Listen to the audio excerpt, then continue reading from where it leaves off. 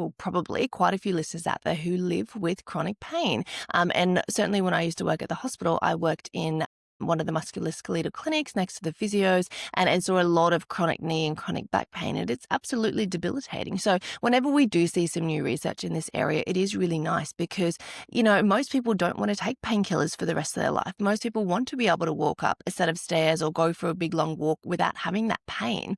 And certainly we do know that eating well can influence your weight. Most people who eat well, eat in a calorie deficit, will lose weight. But what this new research is showing is that it potentially also affects chronic pain. So this is very exciting. It's a new study. It came from the University of South Australia. And what researchers investigated was whether improving the diet quality overall through a weight loss program, so it was actually a weight loss program, actually reduced chronic musculoskeletal pain. But they also wanted to know that if losing weight explained any link between diet and pain. So they analysed data from just over 100 Australian adults who were overweight or obese, and they then completed a 3-month dietary intervention where their energy intake was restricted by up to 30%. Was restricted by 30%. So this is what I would say is a very moderate deficit. Most of the time I start my clients off on about a 20% deficit, 30% is that next step up. So that, I would say, would be just that little bit harder to stick to.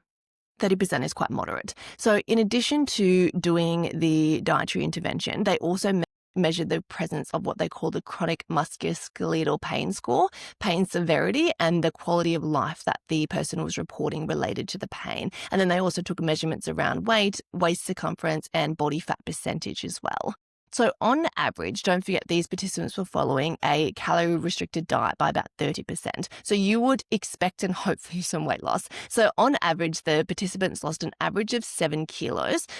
But the most important part was that pain relief was explained more by the quality of the diet, more so than just the kilos that they lost. So it's really, I guess, hopeful findings for people living with chronic pain, or even people living who really do struggle to lose the weight. And because 30% is I would say is kind of hardcore. That 30-40% is a large calorie restriction. You will feel hungry for elements of the day. It's an uncomfortable feeling hunger. And so it is hard for some people to stick to. So just knowing that the diet quality overall, so healthy eating, not necessarily eating in a calorie deficit, may actually be helpful for people living with chronic pain. There were a few limitations in the study. There was no control group. And when we see a good, well-rounded study, we do hope to see a control group.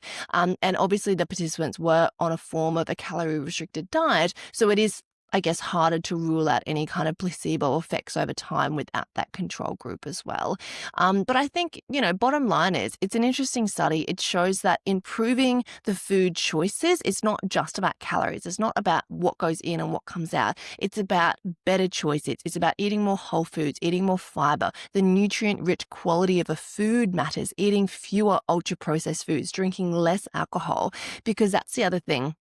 The study didn't mention anything about, with chronic pain, one would think of inflammation. So they didn't measure anything like inflammation molecules, CRP, anything like that. So if they were to repeat the study, I would like to see a control group, and I would like to see some of those pain and inflammation parameters actually measured, because I would think that the inflammation and that reduction through better diet quality, hopefully, that had an impact on chronic pain as well. That would be my thinking. But unfortunately, the study didn't actually cover it this time. But it is, I guess, really cool and exciting to know that better quality diet changes may potentially help people with these chronic pain issues.